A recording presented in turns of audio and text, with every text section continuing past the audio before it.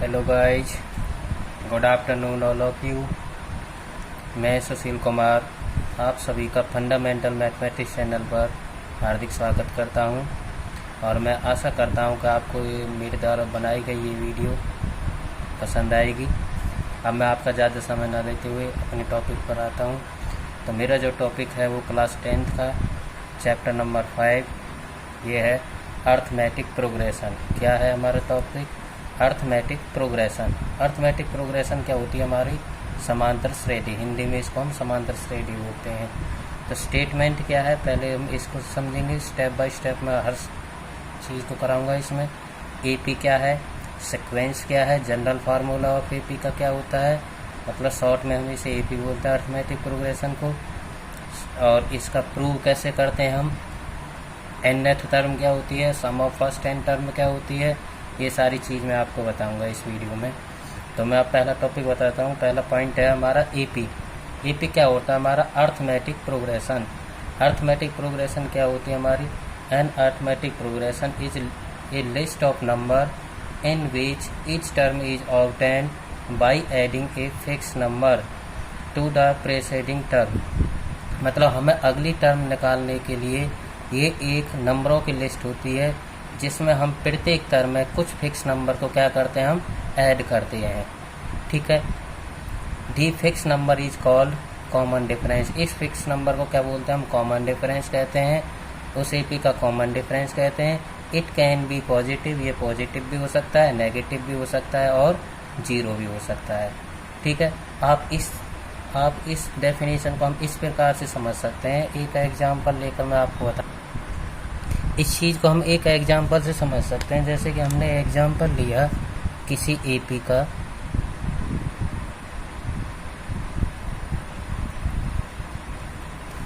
ये कोई एग्जाम्पल लिया हमने 4, 8, 12, 16। ये कोई एग्जाम्पल लिया हमने 4, 8, 12, 16।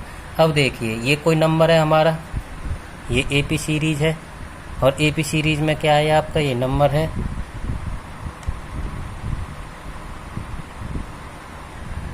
ये कोई एपी सीरीज है। एपी सीरीज में क्या हो गया आपका, कोई नंबर है। इसमें क्या किया हमने, फिक्स नंबर ऐड किया। कितना ऐड किया हमने इसमें? +4 ऐड किया।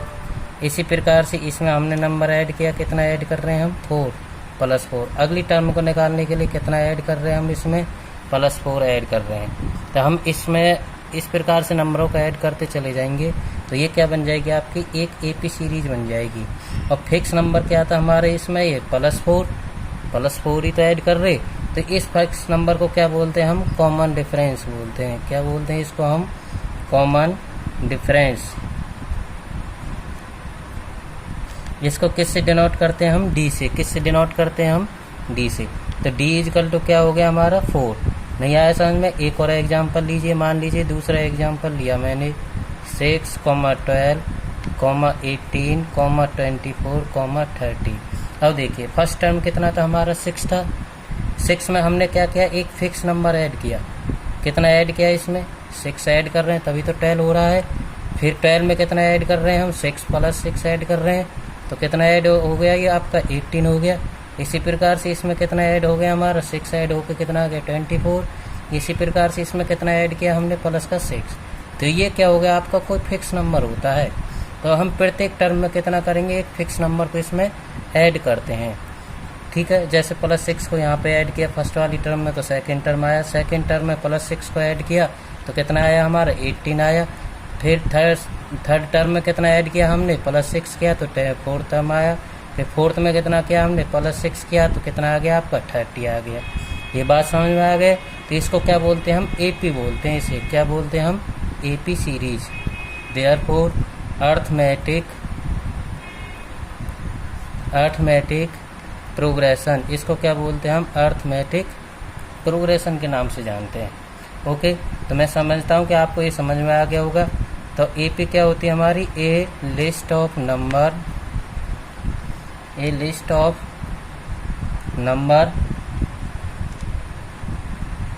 in which each term each term by adding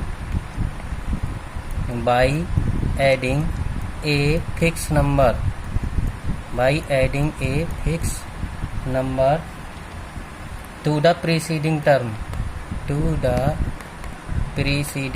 term is called AP क्या कहते हैं हम इसको, हम AP कहते हैं। तो ये बात समझ में आ गई हो गई आपके। फिक्स टर्म को क्या कहते हैं हम, जो फिक्स टर्म होता है इसको क्या बोलते हैं हम, कॉमन डिफरेंस। क्या बोलते हैं हम इसको, common difference. Okay guys, next आता है इसका general form of an AP। तो जनरल फॉर्म क्या होती है AP की, A, A प्लस में D, A प्लस में 2D, A प्लस में 3D। A1 भी बोल सकते हैं हम इसे, या फिर A भी बोल सकते हैं, दोनों का मतलब एक ही है। A1 को A बोल दो या A1 से डिनोट कर लो, एक ही बात है, ठीक है। तो ये जनरल फॉर्म हो गई। फर्स्ट टर्म को किससे डिनोट करते हैं, इसकी को हम A से, लास्ट टर्म को किससे डिनोट करते हैं हम L से, और किससे डिनोट करते हैं, या फिर हम AN से, दोनों से डिनोट कर सकते हैं हम। ओके, तो AP की जनरल फॉर्म क्या होगी आपकी, A1, A2, A3, A4, A5, A6 से लेकर कहाँ तक ले सकते हैं हम, AN तक। और इस अगली वाली टर्म क्या हो जाएगी, AN प्लस में 1। क्लियर है। D कैसे निकालते हैं हम, A2 माइनस A1, मतलब सेकेंड टर्म में से क्या करते हैं हम, फर्स्ट वाली टर्म को माइनस करते हैं तो D निकल आएगा। इसी प्रकार से यहाँ से निकालेंगे तो A3 में से इसको माइनस कर सकते हैं हम सेकेंड टर्म को, तो A2 निकलेगा। A4 में से किसको माइनस करेंगे हम, A3 को, तो ये भी डिफरेंस ही है। तो किसी भी तरीके से हम कॉमन डिफरेंस निकाल सकते हैं। ये भी सही है आपका, ये भी ठीक है आपका, और ये भी सही है, ठीक है। अब मैं बात करता हूँ आपके सिक्वेंस की। अब तक तो मैंने आपको बताया था AP क्या होती है, और बता रहा हूँ सिक्वेंस क्या होता है। A sequence is an arrangement of the number in a definite order. ये क्या होता है आपका, कोई नंबरों का अरेंजमेंट होता है जिन्हें हम एक ऑर्डर में, एक डेफिनेट वे में क्या करते हैं, इनको अरेंजमेंट करते हैं नंबरों को, तो उसको क्या बोलते हैं हम, सिक्वेंस बोलते हैं। फॉर एग्जांपल जैसे कि हमने किया 3, 6, 9, 12, तो फर्स्ट टर्म क्या हो गया आपकी 3, इससे डिनोट कर दिया हमने A1 से, देयरफॉर 3। सेकेंड टर्म क्या होगा आपका 6, तो A2 क्या हो जाएगा आपका 6। थर्ड टर्म क्या हो गया आपका 9, तो A3 क्या हो गया आपका 9। फोर्थ टर्म क्या हो गया आपका 12, तो A4 क्या हो गया आपका 12। ओके गाइज, फिफ्थ जो बात है मैं वो आपको बताता हूँ। In an AP first term is क्या होती है आपकी A, कॉमन डिफरेंस क्या होगा आपका D। अगर nth टर्म निकालते हैं हम AP की, तो इसका जो nth टर्म निकालेंगे वो क्या आएगा आपका A प्लस में n माइनस 1 इंटू में D। ये आपका nth टर्म आ गया। ओके गाइज, तो AP का AN टर्म क्या हो गया आपका A प्लस में n माइनस 1 इंटू में D।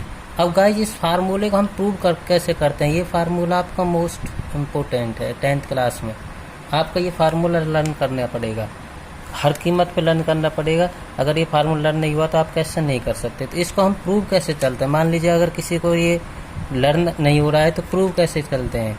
तो आपकी AP होती है, क्वेश्चन कई बार इस प्रकार से भी आ जाता है आपका ये, prove that AN is equal to A plus n minus 1 into में D। ये आ गया। तो प्रूव कैसे करते हैं हम इस फार्मूले को, आपको पता है A1 इज इक्वल टू क्या होता है आपका A होता है, A2 इज इक्वल टू क्या होता है आपका A1 प्लस में D। इस प्रकार से हम इसको लिखते हैं। A3 क्या होता है आपका A1 प्लस में 2D। तो ये जो टर्म आती है आपकी A2 की टर्म आई, तो ये क्या होगा आपका A1 प्लस में D। तो D की जो वैल्यू होती है एक वैल्यू कम होती है। इसी प्रकार से A3, तो A3 की टर्म क्या आएगी आपके A1 प्लस में 2D। तो एक टर्म क्या हो रही है, n की जो टर्म यहाँ पे 3 है, एक वैल्यू क्या हो रही है आपकी कम हो रही है। तो इसको हम इस प्रकार से भी लिख सकते हैं हम A1 प्लस में 3 माइनस में 1 इंटू में D। ये अगर इस प्रकार से लिखेंगे तो भी तो यही आएगा। इसी प्रकार से हम यहाँ से A4 लिखेंगे, तो A4 को लिखेंगे हम, तो ये क्या आएगा आपका। इसी प्रकार से A4 को लिखेंगे तो ये क्या आएगा आपका A1 प्लस में 3D। तो एक टर्म क्या होगा, यहाँ से n की टर्म से एक वैल्यू क्या हो जाती है, कम हो जाती है। अगर मैं इसको इस प्रकार से लिखूँ तो बात तो एक ही है, 4 में से 1 गया तो क्या आ गया आपका 3D आ गया, यही तो बात आ गई। इसी प्रकार से A5 को लिखेंगे तो A1 प्लस में क्या आएगा आपका ये 4D, therefore A1 plus bracket 5 minus में 1 इंटू में D। तो यही तो चीज़ आ रही है। अब मैं इसी प्रकार से यहाँ तक कहाँ तक वैल्यू ना टर्म मान के चलेंगे हम n तक, तो n टर्म भी तो एक टर्म क्या हो गया आपके कम हो जाएगी, यहाँ से A1 एज इट रहेगा, n में से कितना टर्म कम हो जाएगा आपका 1, क्योंकि टोटल टर्म आपके यहाँ पे n है, n में से कितना कम हो गया 1 इंटू में क्या हो गया आपका D। यही तो प्रूव करना था हमें। इस प्रकार से हम इस फार्मूले को क्या कर सकते हैं, प्रूव कर सकते हैं गाइज। इस वीडियो में इतना ही, बाकी का कंसेप्ट मैं अगले वीडियो में आपको क्लियर कर दूंगा इस कंसेप्ट को। मैं समझता हूँ आपको अगर ये वीडियो पसंद आए तो लाइक और सब्सक्राइब करना ना भूलें। Thank you very much.